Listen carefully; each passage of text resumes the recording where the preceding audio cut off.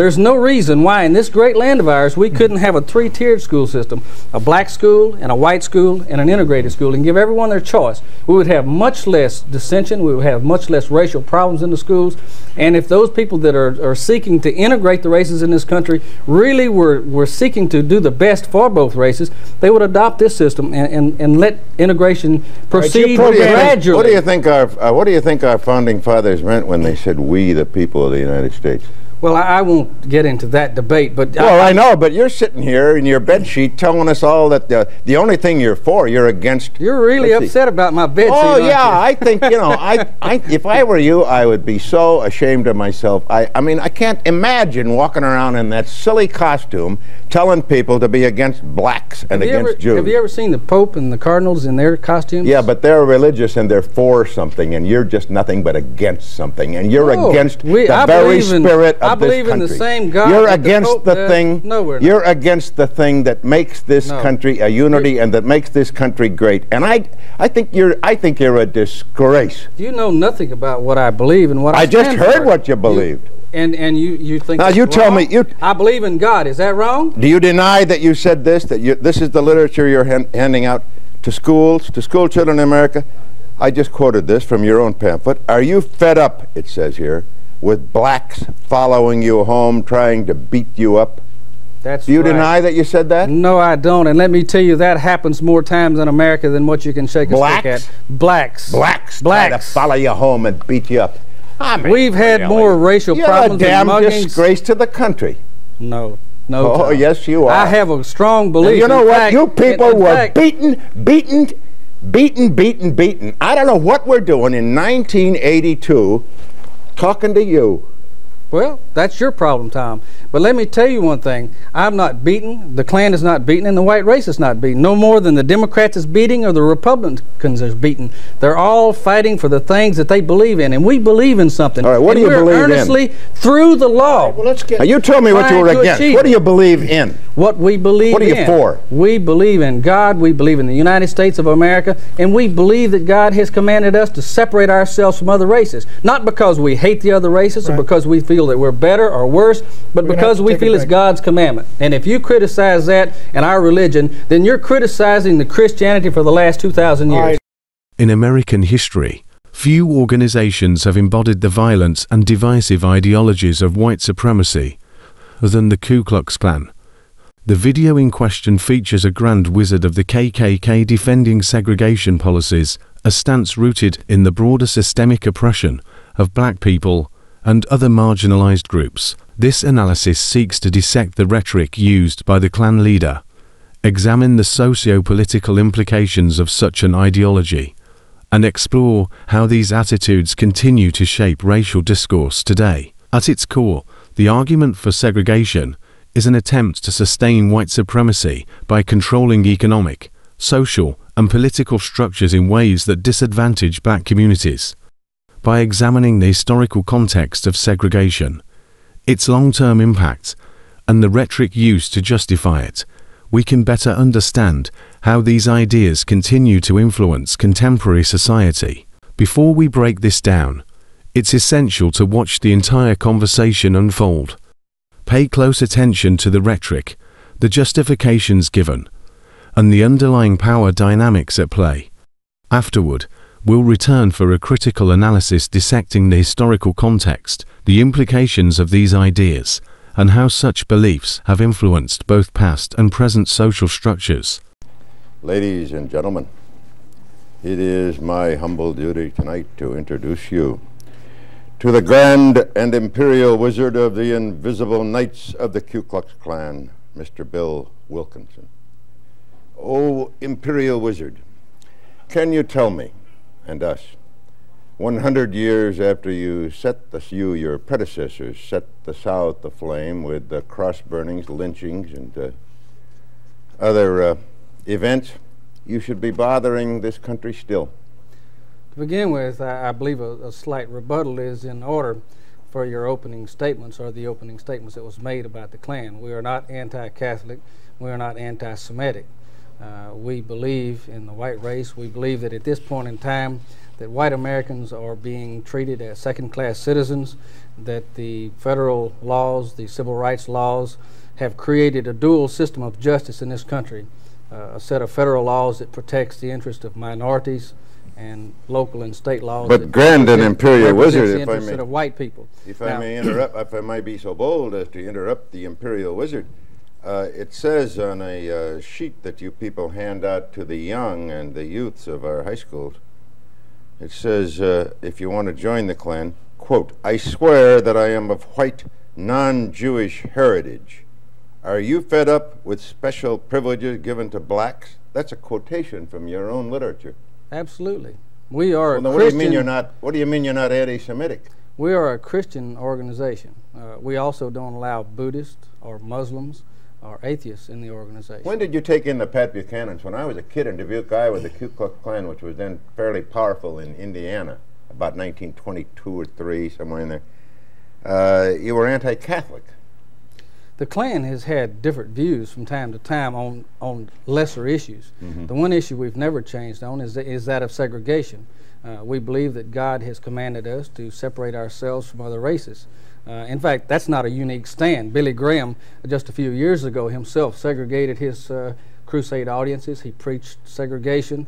The Southern Baptist and the National Baptist, one was black, one was white. They practiced and preached segregation. So we didn't invent segregation. We just still believe in it. Let me ask you about something, and you did correct it, let me say, before the show started, something I was unaware of.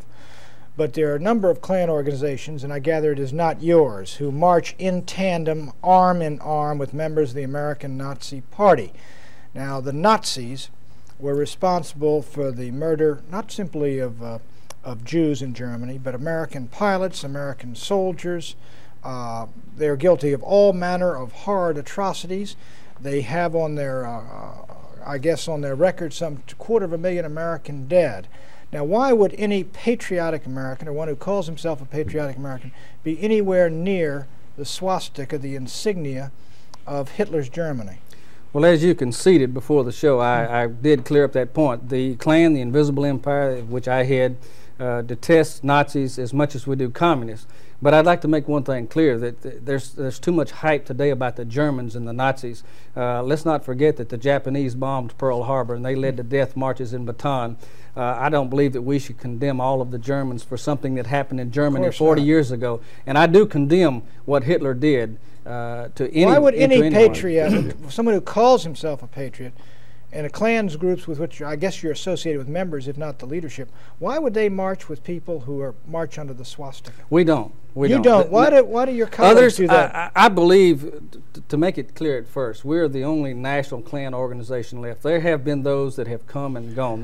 It's sort of like the political parties, the Democrats, Republicans, American independents. They come and they go. They splinter and they regroup and rejoin. Right now, we are the major unquestioned Klan organization in America. There's some people that we have expelled from our organization that will start other branches. In their anxiety to get membership and support, they will join with anyone, including Nazis. This is not your organization, doesn't believe that. But I believe a quote by you I read in a book on the Klan today. You were denouncing the quote, I think it was Jew-controlled media. Have you used that term? I may have used that term. It's a direct quote. I may have used that term some years ago. Well, what do you mean by that? But I don't mean by that anything at this point in time. I believe that a lot of Jews are prominent in the media, but I believe that a lot of Baptists and a lot of Methodists and a lot of other people are. Why would you use the term Jew-controlled media? I mean, you don't run around saying the Baptist-controlled media is keeping us off the air. I no longer use that term. This has been a number of years ago that I would have made that comment, and I'm not apologizing for what I might have said at that time. All right, let's talk about blacks. All right. Why are you wait a minute, around? I want to go. My brother came back from the airborne in Vietnam, and he told me, and that of the bodies that he took out as a medical officer, he said, 50% of those guys were black kids. Served in the United States and Vietnam. This was it was a crack frontline unit, and these were American blacks who died in higher numbers for their country in Southeast Asia in that war than did white Americans, as a matter of fact, in the Vietnam War. Now, how can you be against a race which contains people who are out there fighting for their country just as much as white, Christian, Protestant Americans are. That's something else that needs to be cleared up, Pat. We're not against the black race. We're not against. We believe in free enterprise for this country. We believe that everyone should have the same rights. Well, right Mr. Now, Wizard, it says right here. Wait a minute, right Mr. now, Wizard. Let me interrupt you for a minute, Mr. Wizard. It says right here, you believe in the final solution, which is black repatriation to Africa. Now, Abraham Lincoln. But now look, I'm not going to be cut off in the middle. No, but I'm not going to be shut off either. You're running around on a bed sheet. I don't have the bed sheet. But I just want to tell you, I want to ask you this question. Can you imagine this country repatriating all the black Americans that Pat just spoke about to Africa? No. I mean, what kind of nonsense No, is I that? can't. Well, what are you saying it for then? I'm not saying it. Well, it says right here. No, that's your paper. That's not my paper. That's your paper. I took the quote and wrote it on this blue type. That's not my paper. Now, to get back to it, now just a minute. I answered your question. Now, I want to finish what I was saying. We feel that affirmative action is discriminating against white people, and there is no question about it. Two wrongs don't make a right. Because black people were hurt and discriminated against in the past does not justify the discrimination against white people now. And we're asking for an end to that. Look, I'm against reverse discrimination. I'm against racial quotas. I'm against affirmative action as it's practiced. But you said, when I introduced you, I didn't say that your organization was. I said, historically, to most Americans, you're anti-Catholic and anti-Semitic and racist. In other words, anti-black. You said, we're not anti-Catholic. Right. We're not anti-Semitic. You didn't deny the racist thing. Well, it depends on your definition of racist. I'm a segregationist, okay? I believe that God has commanded me not to mix with other races. For that reason, I want to have schools where I can send my children to a white school. I want to be able to go to my white neighborhoods, to white businesses, for those things. So if that terms me as a racist, then I'm a racist. Wait a minute, you can do that, but you can't have tax exemptions in your all-white school. And if it's a public school, now black kids whose parents' taxes pay for that school, they got a right to go to that neighborhood school. Now, if you want an all-white school, all-white academy, you can do that right now. You just don't get a tax exemption for it. So what's your complaint? You say you can do that. Now, maybe I can, maybe you can, but what about the poor people that don't have the money to send their children to private schools? They can't. They're being deprived the right to practice their religion because they don't have the money to send them to a private school. There's no reason why in this great land of ours we couldn't have a three-tiered school system, a black school and a white school and an integrated school, and give everyone their choice. We would have much less dissension, we would have much less racial problems in the schools, and if those people that are seeking to integrate the races in this country really were seeking to do the best for both races, they would adopt this system and let integration proceed gradually. What do you think our founding fathers meant when they said "we, the people of the United States"? Well, I won't get into that debate, but I know, but you're sitting here in your bed sheet telling us all that the only thing you're against. You're really upset about my bed sheet. Oh yeah, I think if I were you, I would be so ashamed of myself. I mean, I can't imagine walking around in that silly costume, telling people to be against blacks and against Jews. Have you ever seen the Pope and the Cardinals in their costumes? Yeah, but they're religious and they're for something, and you're just nothing but against something, and you're against the very spirit of this country. I believe in the same God. You're against the thing. No, we're not. You're against the thing that makes this country a unity and that makes this country great. And I think you're a disgrace. You know nothing about what I believe and what I stand just heard for. what you believed. And you think now you tell me I believe in God. Is that wrong? Do you deny that you said this? This is the literature you're handing out to schools, to school children in America? I just quoted this from your own pamphlet. Are you fed up? It says here, with blacks following you home, trying to beat you up? That's Do you deny that you said that? No, I don't. And let me tell you, that happens more times in America than what you can shake a stick at. Blacks. Try to follow you home and beat you up. I mean, we've had more racial problems You're a damn muggings. Disgrace to the country. No. Oh, yes, you are. I have a strong belief. And you know what? You people were beaten. I don't know what we're doing in 1982 talking to you. Well, that's your problem, Tom. But let me tell you one thing. I'm not beaten, the Klan is not beaten, and the white race is not beaten. No more than the Democrats is beating or the Republicans is beaten. They're all fighting for the things that they believe in, and we believe in something. All right, what do you believe in? Earnestly through the law. Right, well, now you told me what you were against. What do you believe in? What we believe in. What are you for? We believe in God, we believe in the United States of America, and we believe that God has commanded us to separate ourselves from other races. Not because we hate the other races or because we feel that we're better or worse, but because we feel it's God's commandment. Testament. And if you criticize that and our religion, then you're criticizing the Christianity for the last 2,000 years. Throughout the video, the Grand Wizard employs a series of arguments to justify segregation. These arguments often fall back on historical revisionism, pseudo-scientific racial theories, and appeals to cultural purity. The Klan's defense of segregation is not merely about keeping communities separate. It is about maintaining white dominance and control over societal structures. One of the most dangerous tactics in the Grand Wizard's argument is the manipulation of language. He uses coded language to make his views sound palatable, framing segregation as a matter of cultural preservation rather than outright racism. This rhetorical strategy has been employed by white supremacists for decades, making their ideology more digestible to the general public. For instance, by arguing that different racial groups naturally prefer to live apart, he disguises segregation as a choice rather than the product of oppression. This overlooks the violent enforcement of segregation throughout history, from Jim Crow laws to redlining practices that confined black families to underfunded neighborhoods. The Grand Wizard's narrative, an attempt to rewrite history by framing segregation as a peaceful and voluntary arrangement when, in reality, it was sustained through coercion and violence. The economic and social impact of segregation. Segregation has never been a benign or neutral policy. It has been a tool of economic oppression. The idea that black communities and white communities should exist separately ignores the historical reality that segregation was used to deny black people access to quality education, employment, and housing. The systemic inequalities created by segregation ensured that black communities were underfunded and marginalized, creating cycles of poverty that persist to this day. Housing discrimination and redlining. One of the clearest examples of segregation's lasting impact is the housing policies that shaped American cities. Redlining, a practice where banks and mortgage lenders denied loans to black families based on their race, systematically locked black communities out of home ownership opportunities. As a result, black families were forced into overcrowded, underdeveloped neighborhoods with few resources and substandard infrastructure. Meanwhile, white communities flourished with access to better schools, public services, and property values that appreciated over time. This economic disparity was not an accident, but a deliberate outcome of segregationist policies.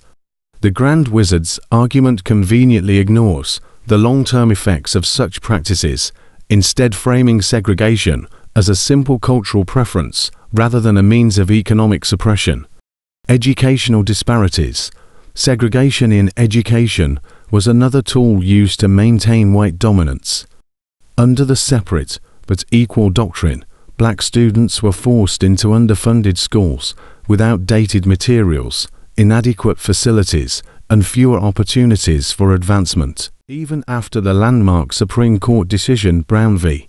Board of Education declared school segregation unconstitutional, many white communities resisted integration by establishing private schools or moving to predominantly white suburbs. This legacy continues today, as predominantly black schools often receive less funding than predominantly white schools due to property tax disparities. The Grand Wizard's defense of segregation ignores how these systemic barriers were designed to limit black progress while reinforcing white privilege. The persistence of white supremacist ideology. Although explicit segregation laws are no longer in place, the ideology behind them persists in different forms. The arguments used by the Grand Wizard are eerily similar to those made by modern white nationalist movements, which push for cultural separation under the guise of protecting national identity. These ideologies have found a new platform in digital spaces, allowing them to spread more rapidly than ever before. Modern segregationist policies. It is also important to note how segregationist logic has evolved. Instead of explicitly calling for racial separation, contemporary segregationists advocate for policies that achieve the same outcomes, such as gerrymandering, voter ID laws, and the defunding of public services that disproportionately impact communities of color. The Grand Wizard's words are not relics of the past. They are part of an ongoing effort to maintain racial hierarchies in America. For example, voter suppression tactics disproportionately affect black and brown communities, limiting their political power and reinforcing the same racial disparities that segregation upheld. Similarly, mass incarceration disproportionately targets black individuals, effectively segregating them from mainstream society to the prison system. These modern forms of segregation prove that the ideology of the KKK continues to shape policy decisions today, countering the narrative, the power of resistance. Despite the persistence of these harmful ideologies, history has shown that they can be challenged and dismantled. The civil rights movement of the 20th century effectively combated segregation through grassroots organizing, legal battles, and mass protests. Leaders like Martin Luther King Jr. and Malcolm X exposed the moral and logical fallacies of segregationist arguments, forcing the nation to confront its racist foundations. Today, the fight against racial discrimination continues in new forms. The Black Lives Matter movement, educational initiatives, and policy reforms all seek to address the systemic injustices that stem from the era of segregation. By critically analyzing the rhetoric of figures like the Grand Wizard, we equip ourselves with the knowledge necessary to challenge white supremacy, all its manifestations. Furthermore, increasing representation in media, politics, and business helps to counteract the harmful narratives promoted by white supremacist groups. By elevating diverse voices and promoting inclusive policies, society can push back against the remnants of segregationist ideology. Conclusion: the Grand Wizard's defense of segregation is more than just a historical artifact. It is a reflection of an enduring ideology that seeks to justify racial inequality. By examining the flaws in his arguments, understanding the devastating impact of segregation, and recognizing its modern manifestations, we can better advocate for a more just and equitable society. It is only through acknowledging and dismantling these ideologies that we can move toward true racial justice. This requires not only recognizing the historical damage caused by segregation, but also actively working to counteract its lingering effects in contemporary society. Education, policy reform, and direct activism are crucial in ensuring that segregationist ideologies do not regain influence in our political and social landscapes. Only through vigilance and commitment to equality can we ensure that the mistakes of the past are not repeated in the future. Don't forget to share your thoughts on the comments below. Let's meet in the next one.